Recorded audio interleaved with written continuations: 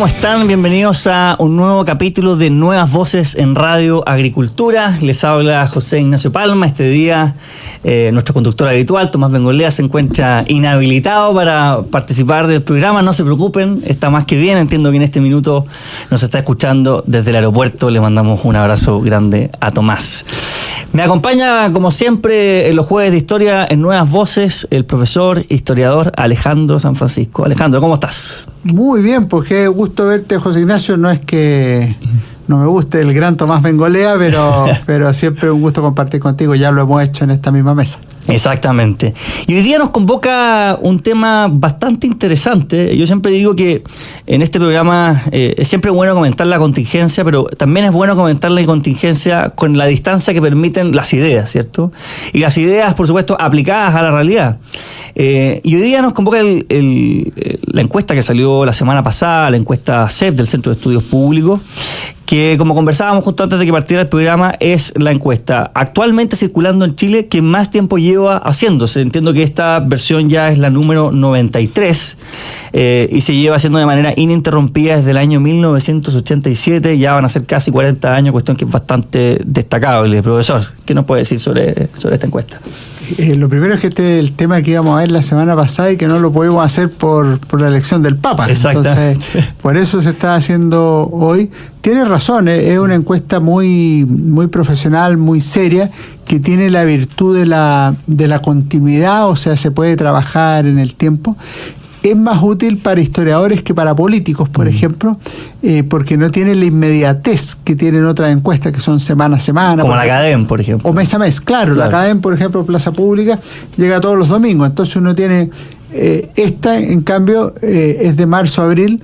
Entonces uno dice, ya, pues, ¿y qué efecto tiene, qué sé yo, el apoyo del socialismo democrático a Carolina Toá o el pololeo, noviazgo, relación entre Carolina Toá y el ministro de Hacienda? Bueno, eso no lo capta esta encuesta en ninguna orientación. En cambio, en el largo plazo es una encuesta que creo yo que es muy, muy valiosa, muy pertinente, muy digna de análisis.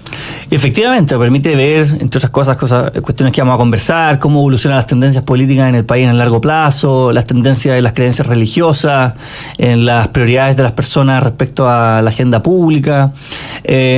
Yo le comentaba un poquito antes de que partiéramos, a mí lo que más me llamó la atención, después de hacer como un barrido rápido de la encuesta, porque es bastante larga, creo que tiene casi 200 páginas, es... los contrastes que uno puede encontrar respecto a la época del año 2019 y alrededores, respecto al ánimo de la población respecto a distintos temas y conglomerados políticos, versus el año 2025. Así un barrido más o menos cortito, tres cosas que me llamaron la atención. Por ejemplo, las prioridades de las personas en materia orden público. Por ejemplo, el año 2014, 27% consideraba que era una prioridad, hoy día 47%. Economía, crecimiento económico, 24% en 2014, en 2025, 44%. O sea, en ambas medidas casi se dobla en el fondo lo que era hace casi 10 años atrás. Ante la pregunta si creen que es importante transmitirle a los niños el sentido de autoridad, en octubre de 2019 el 46% creía que era importante.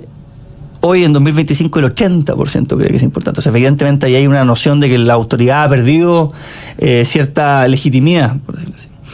Y en cuanto a la identificación ideológica, lo que más me llama la atención es que las derechas, centro derecha en general, un 7% de las personas se identificaba como derecha en diciembre de 2019, un bajón importante respecto a lo que venía anteriormente, y hoy día es un 19%.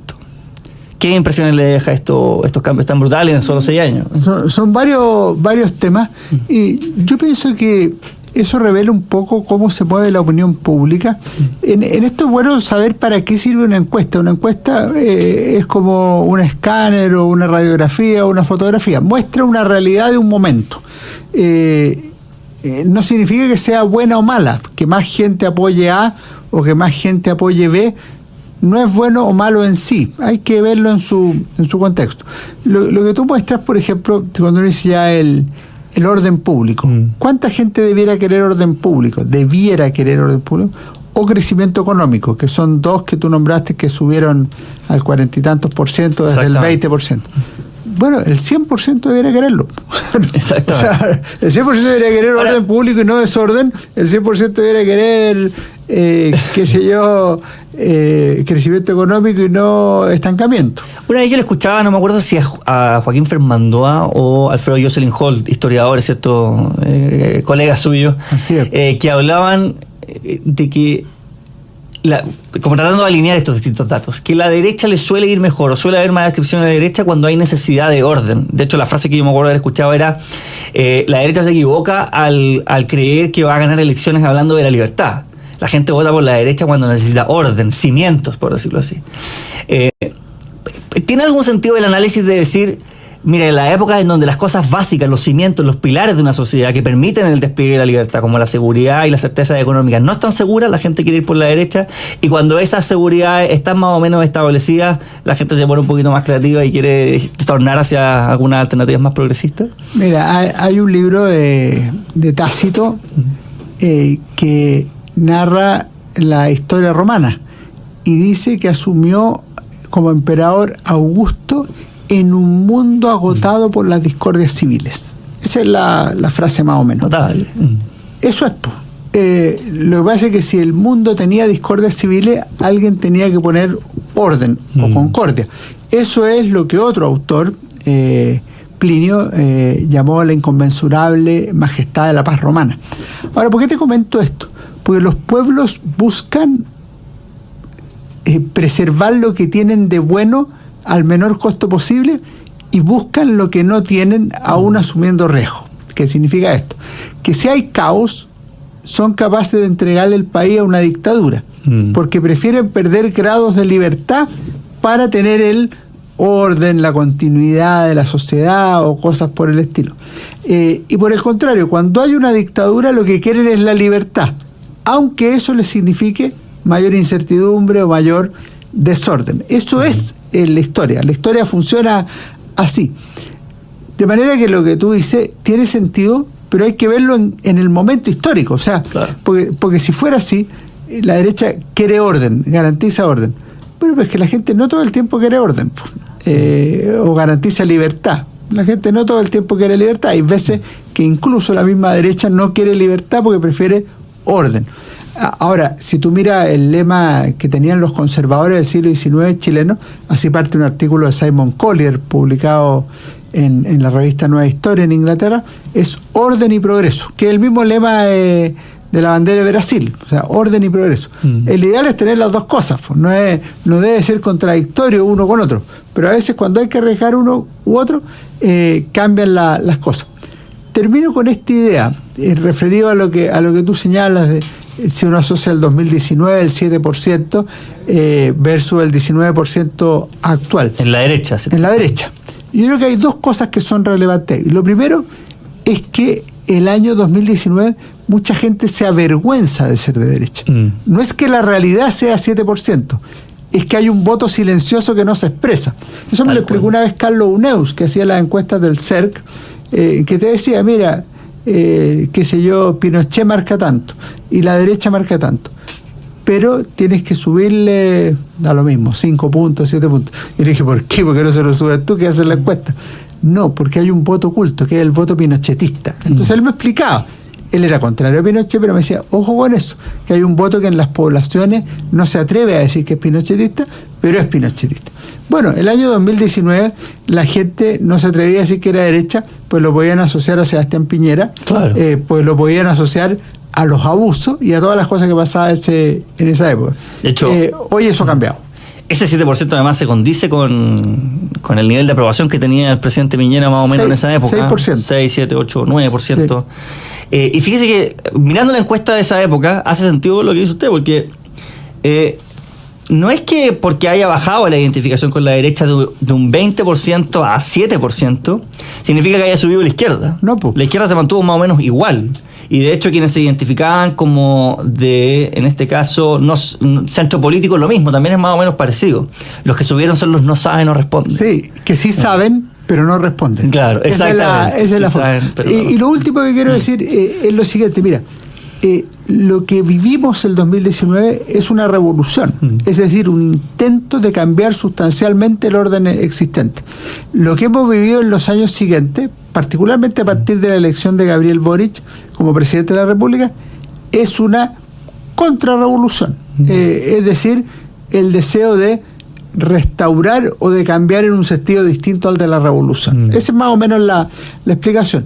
Y por eso la revolución marca más el 2019-2022. Claro. Uno podría decir que la revolución comienza en octubre y el último viento de la revolución es la elección de Gabriel Boric, y la contrarrevolución empieza antes de la elección de Boric.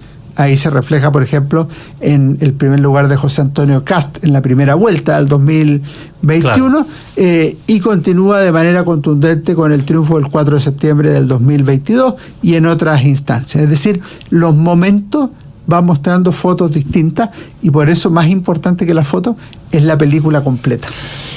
Miramos la película completa, mirando la historia de Chile, por ejemplo. Yo me estoy fijando que ese 19% que hoy día marca la derecha, que se alinea además con el hecho de que José Antonio Kast subió bastantes puntos en su nivel de aprobación, que los partidos que tienen mayor porcentaje de identificación son el Partido Republicano con un 6% y Renovación Nacional con un 5%, cosa que se condice además con los resultados en las elecciones de concejales y cores, que todo el mundo dice que es la elección más de identificación política, por decirlo así, ¿cierto? Esto es lo más alto que ha punteado la derecha desde septiembre-octubre del año 2017, o sea, justo antes de que Sebastián Piñera fuese electo por segunda vez, ¿cierto? Estos dos pics han venido después de gobiernos de izquierda que han sido considerados transversalmente como desastrosos, digamos. Hoy día estamos pagando toda la cuenta de lo que fueron las reformas del gobierno de Michelle Bachelet, y todavía no sabemos qué va a significar la cuenta del gobierno del presidente Boric. En la historia de Chile, la llegada de la derecha al poder, que no ha sido tantas veces, digamos, al menos en el siglo XX, siempre viene precedida antes por gobiernos problemáticos desde el punto de vista de la administración, la sensación de inseguridad, la sensación de falta de progreso económico, etcétera, etcétera. En general sí, pero con diferencias de casos. Por ejemplo, en el año 58 fue elegido presidente de la República Jorge Alessandri después del gobierno de Carlos Ibáñez del Campo. Carlos Ibáñez del Campo en el año 55 llegó a más de 80% de inflación. O sea, se requería como 80% de inflación anual. Te puedes imaginar lo que es para un país. Pero Alessandri obtuvo el 32% de los votos. O sea, no es que hubiera una ebullición hacia la derecha. Tuvo poco. Lo que pasa es que el sistema electoral permitía que el Congreso eligiera entre las dos primeras mayorías relativas, y Alessandri obtuvo la primera mayoría. La segunda fórmula cuesta explicarla o cuesta entenderla, que es el 11 de septiembre del 73. Claro. O sea, es después de la Unidad Popular. Pero Pinochet o el gobierno militar no es el fruto de la derecha, es el fruto de la oposición a la Unidad Popular. O sea, en vez de haber 3/3, por decirlo, derecha, democracia cristiana, Unidad Popular, no, hay dos medios. Un medio más grande, que es la oposición, y un medio más chico, que es la Unidad Popular, 44%. Y ahí la dicotomía es marxismo-antimarxismo. No es derecha, claro. Pues la derecha en la última elección del 73 obtuvo el 21%, que es relativamente chico. La democracia cristiana era más grande. Lo que pasa es que la democracia cristiana popular era más de derecha que la dirigencia demócrata cristiana. Y en el caso del gobierno de Sebastián Piñera, hay dos realidades distintas. En el del 2010 me parece a mí que es el desgaste de la concertación. No es el desastre, no es la necesidad de orden. Es un gobierno, la concertación, que en algún minuto iba a caer. Cayó ahí. Después de 20 años. Después de 20 años. Y el 2017, en cambio, es... Acuérdate lo que cantaba mucha gente en las calles. Chile se salvó cuando ganó Sebastián Piñera. Y era porque se interpretaba, o muchos interpretaban, en la candidatura de Alejandro Guillé, no solo como una continuidad de Michelle Bachelet, sino que una venezuelanización de Chile. Claro, entonces, a la larga, eso era muy complejo. Lo que está pasando hoy día, en cambio, es distinto. Y termino diciendo, esto se compara con el 70-73, o sea, lo que tuvo la generación actual, digo generación en términos históricos y no cronológicos, tuvo su propia Unidad Popular, que fue del 18 de octubre hasta la Convención Constituyente y el gobierno de Gabriel Boric. Y lo que le pasa a esta gente en que manteniéndose núcleos potentes de izquierda, el 30% tradicional del gobierno del presidente Boric, núcleos de derecha relativamente grandes, que es lo que representó los cores y concejales en la elección del año pasado, lo que se produce es que la gente más indefinida políticamente, o que tiene menos posición, se carga más hacia la derecha ante esta realidad que tuvieron de gobierno de izquierda. Amigos, estamos con el profesor Alejandro San Francisco. Vamos a una breve pausa y continuamos aquí en Nuevas Voces en Radio Agricultura. Hola amigos, ya estamos de vuelta en Nuevas Voces por Radio Agricultura con el profesor Alejandro San Francisco, pero antes de continuar con nuestra conversación sobre la encuesta CEP, quiero saludar a todos quienes nos abrazan y nos saludan, por supuesto, desde el canal de YouTube a través del chat. Mandamos un saludo muy grande a César Vega, Sergio Montero, Eliana Hernández, José Luis González, Rodrigo Codocedo, John Celis, Héctor Bruno Ramos, Elena Méndez, José Luis González Fusto dice: buen reemplazo Ignacio Palma y el profesor Alejandro San Francisco. Muchas gracias José Luis. Eliana Hernández, por otra parte, dice: igual se siente un vacío sin Tomás. Estamos de acuerdo, todos lo extrañamos, créanme que lo está pasando muy bien en este minuto. Nos saluda también Rodrigo Gravert, Marco Antonio Maya, y así una gran lista de personas que siempre se nos suman a través del chat. Por supuesto, les pedimos que nos ayuden, como siempre, con un me gusta en el canal de YouTube, lo que nos permite siempre llegar a una mayor cantidad de personas. Saludamos también a quienes hacen posible nuestro programa. Grupo Educar, construyendo el futuro de la educación médica técnico profesional en Chile. Conoce más sobre nuestro trabajo en www.grupoeducar.cl. En Colliers Chile tenemos el lugar perfecto para tu negocio. Te ofrecemos la más amplia gama de propiedades comerciales en venta y arriendo en las zonas más destacadas del país. Contáctanos en info@colliers.cl o al 2249-61500. Universidad San Sebastián presenta su nueva ciudad universitaria USS, un nuevo polo académico y científico en ciudad empresarial que impulsa la ciencia y la innovación. ¿Quieres viajar por Chile? Hasta 25% de descuento en Flixbus, exclusivo para afiliados de Caja 18. Conoce más en www.caja18.cl. Caja 18, la mejor caja para Chile. Seguimos con nuestra conversación sobre la encuesta CEP. Como hemos dicho, esta encuesta que ya se viene haciendo desde el año 87, esta su versión número 93, y nos llama la atención también, a pesar de que viene siendo una constante en el tiempo, el tema de la confianza en las instituciones. Parto haciendo la mención a las instituciones que hoy día están mejor evaluadas. A nadie le llamará la atención, que son las Fuerzas Armadas, Carabineros y la PDI. De nuevo, haciendo una comparación con lo que fue el año 2019, las Fuerzas Armadas en esa época estaban en un 24% en diciembre de 2019, hoy día están en un 51%. Carabineros de Chile en un 17%, hoy día en un 54%. Y la PDI en esa época un 25% y hoy día, como la institución mejor evaluada de Chile, con un 60%. ¿Cómo lo ve usted, profesor Alejandro? Esto muestra también el reflujo que comentábamos o el cambio de ánimo de la población. Porque si tú miras Carabineros de Chile, el 19 efectivamente está en una situación más complicada. Yo agregaría, por razón de justicia, a las universidades. O sea, si tú miras las 4 instituciones mejor evaluadas, están las 3 que tú dices, claro, y están las universidades. Con un 57%, efectivamente.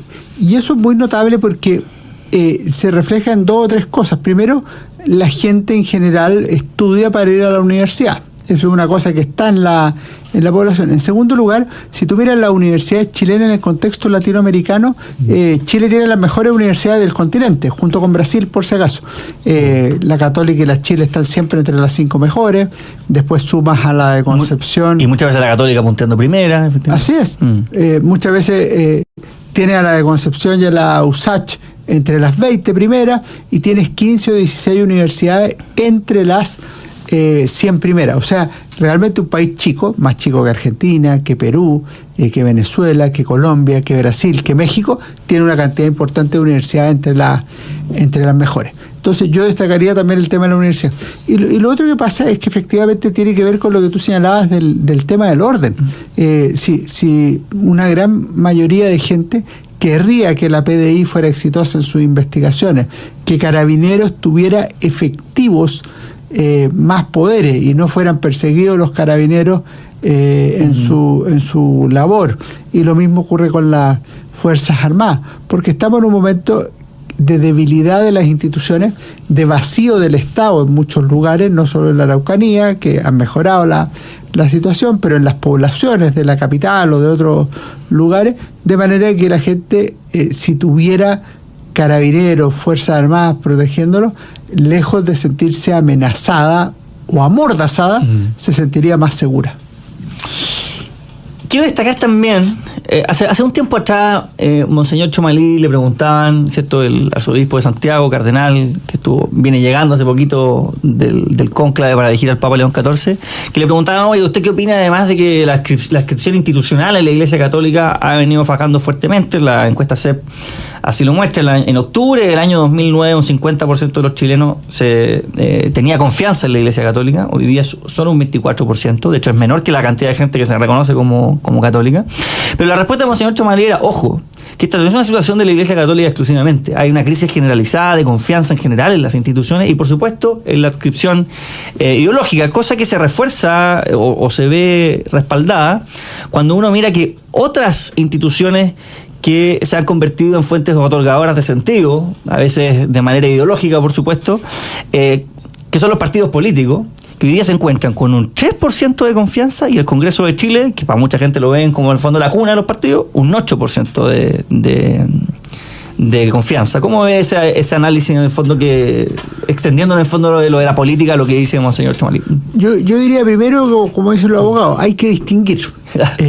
Yo creo que hay que separar las dos cosas. O sea, la Iglesia es una realidad, los partidos políticos y el Congreso son otra realidad. ¿Se topan en alguna cosa? Por supuesto que se topan, pero hay que separarlo.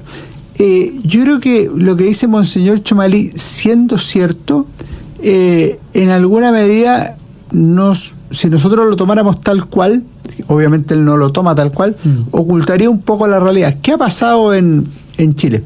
En los últimos 30 años, 30, 35, 40, Chile ha vivido un proceso de secularización muy profundo, que precede a los casos de abusos. Exactamente. O sea, los casos de abusos son un detonante que le pone fuego a la benzina y explota, pero la verdad es que lo que se ha vivido es una pérdida de la fe religiosa, una pérdida en el número de católicos y una pérdida de confianza de los católicos y de los no católicos hacia la Iglesia Católica. Para decirlo en castellano, si tú miras una encuesta de 1993, ¿sabes cuáles eran las dos instituciones mejor evaluadas? El Congreso, la Cámara de Diputados me parece que era, y... Qué increíble. Y antes que el Congreso, la Iglesia Católica. La Iglesia Católica era la institución mejor evaluada. Entonces, evidentemente hay un problema ahí. El problema es doble. Es de prestigio de la Iglesia, sí, y es de secularización social. Pero Alejandro, antes de que pasemos a los partidos políticos, que ando un poquito con el tema de la Iglesia, no en esta encuesta CEP, creo, pero sí en la de fines del año pasado me llamaba la atención que no porque la gente deje de confiar en la Iglesia o deje de declararse católico, evangélico o alguna religión en particular, significa que eso es sinónimo que las personas han dejado de creer en Dios, porque de hecho había una encuesta del año pasado, ¿cierto?, que mostraba que entre ese 50%, o no, era un poco menos, creo un 40%, que se definía como que no tenía una religión particular, había una mitad que igual decía creer en algo, por decirlo así, que es lo que nosotros conocemos hoy día como los agnósticos, de repente, que se confunden con el porcentaje de ateos. Y también recuerdo haber visto otra análisis donde mostraba que la opinión que había sobre la figura de Jesucristo también era bastante buena, incluso no como figura religiosa, sino como figura moral. Lo que quiere decir en el fondo es que parece ser que la creencia en sí misma goza de relativa buena salud. Podría ser más bien el problema de la adscripción al sentirse identificado. ¿Y por qué yo lo relacionaba con lo de los partidos políticos? Porque muchas veces, especialmente yo diría que desde el mundo de la izquierda, los socialismos, los comunismos, el marxismo en general, se volvió para una buena parte de la población como una fuente dotadora de sentido de la vida, en el fondo, como que mi vida es estar en el partido político, ese es mi norte, por decirlo así, y la promesa en el fondo de ese paraíso comunista, por decirlo así, era casi que como el equivalente a la promesa del paraíso, si queremos decir. Aquí complicaste más las cosas porque metiste 3 variables, entonces vamos a tratar de resolverlas en la medida de lo posible. Cuando uno mira la Iglesia Católica, efectivamente hay un problema de adscripción a la Iglesia, pero también hay un problema de carácter más de fondo, que es de carácter religioso. Porque tienes razón tú, por ejemplo, cuando se dice Cristo es una figura moral muy respetada en la sociedad. ¿Estamos de acuerdo, no? De acuerdo, sí. Pero ¿qué dijo el Papa en su primera homilía, el Papa León XIV? Dijo que hay un riesgo o un problema muy grande cuando se mira a Cristo como una figura moral. Exactamente. O sea, Cristo es una figura religiosa. Porque aquí el tema de fondo es que aquí viva la libertad en términos de creencia, pero vamos al tema de fondo. Una persona puede creer o no que Cristo es una figura moral, pero puede decir, no es más que una figura moral. Exactamente. Bueno, si no es más que una figura moral, era un mentiroso, porque él se proclamaba hijo de Dios. Eso es lo que dice C.S. Lewis. Lo dice C.S. Lewis, además. Acá hay dos opciones. Pero es que no hay otra, porque o es un payaso, un loco, o es un mentiroso. Claro. Pero yo no puedo decir, no, es una figura moral, es muy bueno, perfecto, pero no es hijo de Dios. Bueno, está clara la solución. Entonces, ahí hay un problema. Segundo, en términos numéricos, meramente numéricos, si tú miras la encuesta, no CEP, sino que la UC Bicentenario, por ejemplo, que partió en el 2006, me parece. También lleva harto tiempo. O sea, 20 años. Sistemáticamente han bajado los creyentes, han bajado los católicos, y le agrego un tercer factor, para que lo mire. Han aumentado los ateos. No solo los agnósticos, no sé qué, los ateos también han aumentado, los sin religión, porque en algún minuto bajaban los católicos en favor de los evangélicos. Ahora lo que se está produciendo es que bajan los católicos en favor de nada desde el punto de vista religioso. Y el tercer elemento que tú planteaste, cuando un partido político, un movimiento, una ideología se vuelve dotadora de sentido, y ese sentido es más profundo que la mera adhesión a una candidatura o a un programa, estamos en un problema serio. Y estamos con cultos sustitutos. Exactamente. O sea, estamos con religiones seculares, con ideología. Fíjate que en la... Religiones civiles, como las llama Rousseau, digamos. Pero si tú miras la Revolución Francesa abole las religiones, cambia el calendario cristiano, elimina el domingo para eliminar el Día del Señor, persigue a la Iglesia Católica. Todo eso lo hace. Pero terminado eso, se da cuenta que la sociedad necesita el culto, necesita la religión. Entonces crean la religión del ser supremo y de la diosa razón. O sea, cultos sustitutos. En el caso de la ideología del siglo XX, y esto aparece muy claro en el libro de François Furet, El pasado una ilusión, la verdad es que la ilusión comunista pasa a ser una verdadera religión. Una religión con un Vaticano, que es Moscú, una religión con una ideología, que es el marxismo-leninismo, una religión con prelados o jefes, que será el Politburó o quienes correspondan, y una religión con mártires que caen en la lucha por la salvación del mundo y por la patria no celestial, terrenal. Qué increíble, a propósito de lo que conversábamos en el primer bloque, cómo a propósito de la Revolución Francesa y todo este intento por construir una suerte de religión secular, civil, que permitiese también dotar de sentido, porque las personas tienen esa faceta espiritual, ¿no? En el fondo la revolución ahí no la estaba negando, sino que estaba tratando de sustituirla, como bien usted decía, y después de eso suele venir lo que conversábamos delante, ¿cierto? Esa pulsión por el regreso al orden, a la normalidad, a la tradición, ¿cierto? Y de alguna manera Napoleón para muchos intentó representar eso, ¿no? En el sentido... Eso era, y esa es la contrarrevolución francesa. Exactamente. Sí, hasta el año 94 que guillotinaran a los adversarios de la revolución estaba bien visto. Exactamente. Después parece que se pasó la... Bueno, y le atribuyen a Napoleón la frase, de hecho, oigan, un sacerdote me hace el mismo trabajo que me hacen, creo que 15 policías en el fondo, en el término de proveer de razones que no sean la fuerza, digamos, para que exista orden, moralidad, exactamente, correctamente. Bueno, tenemos muchos temas para seguir conversando sobre la encuesta CEP, que podríamos haber hecho un análisis un poquito más firme de los partidos políticos. No lo hicimos. Que no lo alcanzamos a hacer. Veamos si nos da un segundito en el tercer bloque. Nos vamos a nuestra segunda pausa y seguimos aquí en Nuevas Voces por Radio Agricultura. Volvemos a ya nuestro tercer bloque de Nuevas Voces en Radio Agricultura. Seguimos saludando a quienes nos acompañan a través del chat. Como siempre insistimos en que nos apoyen con un me gusta, que siempre nos permite. Esta es la lógica del algoritmo de YouTube. En el fondo, usted entre más le gusta le pone, a más gente cuando se mete a YouTube le aparece el programa en el inicio. Saludamos a Juan Zapata, a Gloria Zarzar, Liliana Vilches, Felipe Andrés Rojas, José Luis González, Sergio Montero, IA Fotografía, Eliana Hernández, Victoria Fuentes, María Luisa Canales, Leslie Ollarse. Listo, mi like, dice, excelente programa, muchas gracias Leslie por tu apoyo. Silvia Yancamil, CS Focus Mode, etcétera, etcétera, etcétera. Hay personas aquí que usan ciertos nombres como Anonymous, de digamos. fantasía. De fantasía, exactamente.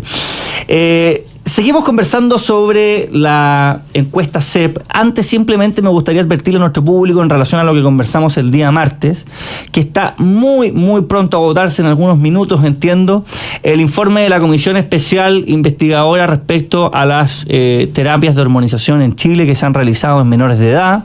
Ya se produjo la discusión en la Cámara de Diputados, ahora pronto viene la votación, si no me equivoco. Estoy viendo aquí el canal de la Cámara de Diputados y veo que al parecer todavía no se vota, siguen hablando de otras comisiones investigadoras. Muy atentos, queridos amigos, a cómo vota su diputado en esta materia. Lo que está ocurriendo con los niños menores de edad en nuestro país es realmente grave y merece toda nuestra atención. Seguimos con la encuesta CEP, profesor. Veíamos, ¿cierto?, que en los niveles de confianza los partidos políticos están por ahí, ¿cierto?, alrededor del 3% y el Congreso un 8%. Ahora, a mí se me produce una contradicción aquí, porque si uno mira la cantidad de gente que se identifica con un partido político, ese número sube a alrededor del 37%. Decíamos antes, el Partido Republicano, el con más identificación, 6%, seguido por Renovación Nacional con un 5%. Ya parece ser que la gente no es que rechaza a su partido político, en el fondo, rechaza como a todos los otros, en el caso. Lo mismo pasa con la empresa. Exactamente. ¿Qué nos puede decir al respecto? Yo primero es que vivimos una época, un momento de decadencia de la actividad política, en términos de liderazgos, de partidos. ¿Por qué crecen tantos partidos? Bueno, porque hay incentivos institucionales para que crezcan, desde el sistema electoral hasta el financiamiento estatal a los partidos, pero también porque no hay partidos que copen gran parte del electorado, como fueron en su minuto por la derecha Renovación Nacional y la UDI, que, ojo, compitieron el año 89 contra 3 o 4 fuerzas políticas más, pero que no tuvieron los votos y que fueron desapareciendo.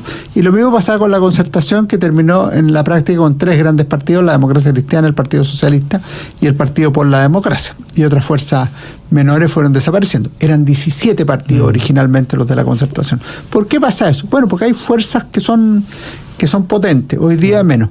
Los liderazgos pasa exactamente lo mismo, y con todo el respeto a quienes lideran hoy día los distintos partidos, pero Ricardo Lagos, Patricio Elwin, Gabriel Valdés, Andrés Saldívar por la Concertación, Andrea Lamán, Jaime Guzmán, Sergio Nofre Jarpa en los partidos de derecha, son figuras reconocibles como más potentes que las actuales. Y que además tenían una ascendencia por sobre los conglomerados políticos que lideraban, por decirlo así. Estaba la impresión de que, por ejemplo, en la UDI, cuando Jaime Guzmán, Jovino Novoa, algún par de personas más daban una instrucción, el partido actuaba en bloque. Se cuadraba. Exactamente. Primero, el partido era más sólido, y segundo, tenía esos liderazgos que le permitían seguir adelante. De manera tal que los partidos sufren una realidad hoy día que es muy lamentable para la democracia. 4%, 3% de adhesión en los últimos 2 años, y en el caso del Congreso 8%, es decir, un resultado, o sea, menos de 1 cada 10 personas dicen que el Congreso les merece confianza. Y si tú miras otra pregunta que no está al lado, pero que hay que revisar, que es bien interesante, entre los que ponen de 7 a 10 en la escala, que significa extremadamente enojado por lo que ganan algunas personas. Fíjate que un parlamentario, 56% se manifiesta extremadamente enojado, y un ministro o ministra de gobierno, 52% se manifiesta muy enojado. ¿Cómo pasa con otras actividades? Por ejemplo, un médico que gana mucha plata, solo el 9% se manifiesta enojado de que gane mucha plata. Y lo mismo ocurre con, por ejemplo, un gerente de una gran empresa. El 16% se manifiesta enojado de que gane mucha plata. ¿Por qué? Porque yo creo que hay una percepción de que el dinero que gana es más justo. O sea, que el médico, su sacrificio, la compensación que recibe y el servicio que hace a la sociedad es más de acuerdo a lo que corresponde. Efectivamente. A mí una cuestión que me llama la atención también, comparando con lo que conversamos antes, hablábamos de la gente que se identificaba como derecha e izquierda.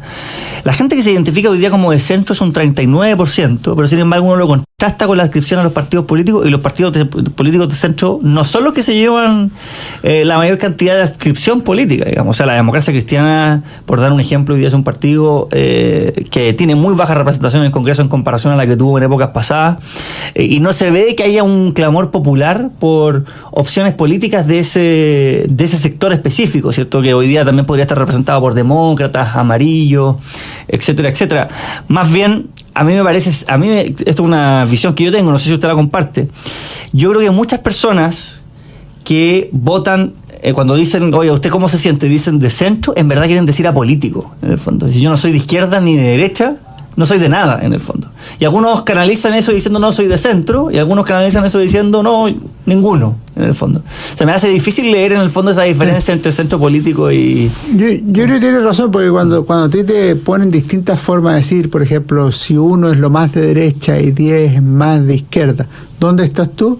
Una persona que no le interesa mucho la política o que no quiere aparecer como de izquierda o derecha, dice, estoy en 5. O sea, se ubica en la mitad. Y claro, esa explicación no es que sea de centro, es que la gente en general tiende a ubicarse en el centro. Hay gente, yo he conocido, en izquierda y derecha, que se ubica 1, 2, 9, 10, pero es muy poca. La mayoría de la gente dice, yo soy de derecha, pero no extremo, yo soy de izquierda, pero no extremo, bla, bla, bla. Ahora, yo creo que el 5, 6, 4 están absolutamente subsidiados, no son reales. La gente no es, claro, no es necesariamente de centro, como sí lo era, por ejemplo, a fines del gobierno del general Pinochet, donde la Democracia Cristiana obtuvo 38 diputados de 120 en la primera elección, porque era el partido más grande de Chile y porque representaba una forma de ver las cosas que parecía muy coherente con lo que pensaban los chilenos. Efectivamente, yo vengo sosteniendo hace rato que las personas de centro hoy día, ante la situación de inseguridad, de certezas en materia de economía y de orden público, obviamente son personas que no se mantienen neutras frente a la seguridad de sus hijos cuando salen a la calle, por decirlo así. Por tanto, tienden a mirar un poquito más hacia las opciones de derecha, que son las que hoy día están marcando más en la encuesta. Es que lo otro que hay que entender es que el centro, la derecha y la izquierda son ubicaciones geográficas. Exactamente. Entonces, si yo estoy al medio, tengo a alguien a mi derecha y tengo a alguien a mi izquierda. Si yo estoy a la derecha, tengo a todo a mi izquierda y viceversa. ¿Por qué eso es relevante? Porque en la práctica lo que pasa es que se corrió el mapa, de manera que hoy día el centro es más o menos, tú dijiste demócrata, democracia cristiana, no sé, no, el centro hoy día es Chile Vamos también. Exactamente. Chile Vamos es el centro. La derecha vendría a ser Kaiser, para ponerlo de alguna manera, y la izquierda el gobierno. Ese sería, y eso serían los mapas mentales de los 3/3. Profesor, se nos va yendo el tiempo. Le doy sus minutos siempre, como siempre, para que haga su recomendación de libro. Pero te voy a pedir un minuto para hacer 2 recuerdos. A ver. El primero es Felipe Schoenberg. Él falleció el martes. Era un hombre muy joven, muy notable, un intelectual de primer nivel. Tuve el gusto de conocerlo, me lo presentó Valentina Verbal. Estuvo en mi casa preparando un libro. Estuvo aquí en Radio Agricultura, en mi programa Historia, Libros y Banderas, en un par de ocasiones. Realmente yo creo que es una pérdida tremenda. Esto se dice muchas veces de la gente que pone. Felipe Schoenberg era un intelectual de alto nivel, generoso con sus conocimientos y con su actitud. Yo creo que merece ser recordado. Y el segundo, que va a pasar olvidado, pero yo no voy a contribuir a eso. El domingo 18 se cumple el centenario de Juan de Dios Vidal Correa. El rector de la Universidad Católica, Juan de Dios Vidal Correa, cumpliría 100 años si estuviera vivo. Nació en 1925, un 18 de mayo, y yo creo que es digno de ser recordado, como decían los romanos, memorandum est. Entonces, vaya mi recuerdo y agradecimiento para el gran hombre que fue Juan de Dios Díaz Correa. Estaremos rezando por la familia también de Felipe Schwember y el libro, profesor. Un libro que deben haber escuchado alguna vez, Un veterano de 3 guerras. Recuerdos de José Miguel Varela, el libro que trabajó, editó y terminó de escribir Guillermo Parvex. Creo que es un libro extraordinario, se lee muy bien pese a que es un libro gordo, casi 700 páginas, pero uno va conociendo la guerra del Pacífico por dentro a través de este veterano, también los conflictos en la Araucanía y ciertamente la guerra civil de 1891. Un librazo. Recomendadísimo el libro del profesor San Francisco. Muchas gracias a todos por escucharnos. Ustedes se reencuentran con nosotros el día de mañana y conmigo el martes de la próxima semana. Un abrazo grande. Que estén muy bien. Nos vemos.